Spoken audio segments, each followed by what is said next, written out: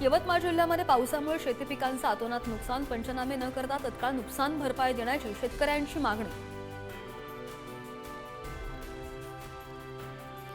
वाशिम जिल्ह्यामध्ये मुसळधार पावसामुळे तब्बल 14 मंडळांमध्ये अतिवृष्टी, शेकडो हेक्टर क्षेत्रावरील सोयाबीन, हळद, तूर ही पिकं पाण्याखाली गेल्यामुळे शेतकऱ्यांचं मोठं नुकसान।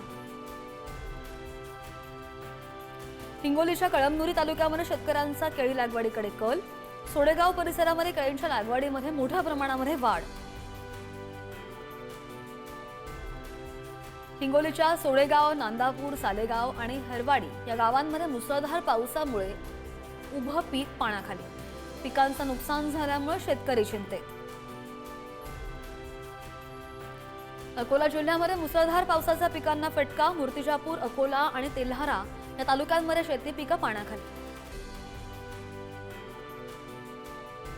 अमरावती जिल्ह्यामध्ये ढगफुटी सदृश्य पाऊस झाल्यामुळे शेकडो हेक्टर शेती गेली पाण्याखाली, पावसामुळे सोयाबीन, कापूस आणि संत्रा उत्पादक शेतकऱ्यांचं मोठं नुकसान।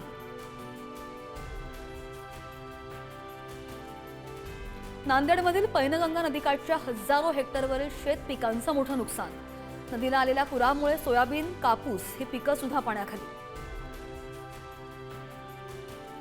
अतिवृष्टीमुळे छत्रपती संभाजीनगरमधील कुबेर, गेवराई, वरझडी, बनगाव, भांबर्डा या परिसरांमध्ये जनजीवन विस्कळीत, पिकांचं मोठं नुकसान। मुसळधार पावसामुळे 3 महिन्यांनंतर सुद्धा धरणातील जलसाठ्यामध्ये वाढ।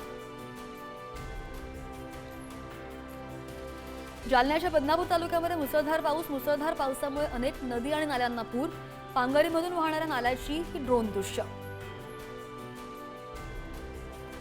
जालना जिल्ह्यामध्ये 2,40,000 शेतकऱ्यांची पीक विमा संरक्षित, जिल्ह्यामधील शेतकऱ्यांचा यंदा पीक विमा भरण्याकडे कमी कल।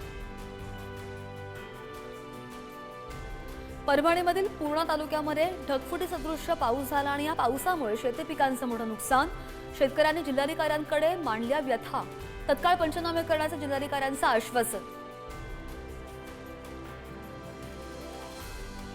यवतमाळच्या राळेगावामध्ये अतिवृष्टीमुळे सखी येथील कापूस पिकांचं मोठं नुकसान, तालुक्यामधील शेकडो हेक्टरवरील पिकांचं मोठं नुकसान, शासनाने पंचनामा करून तत्काळ मदत द्यावी अशी शेतकऱ्यांची मागणी।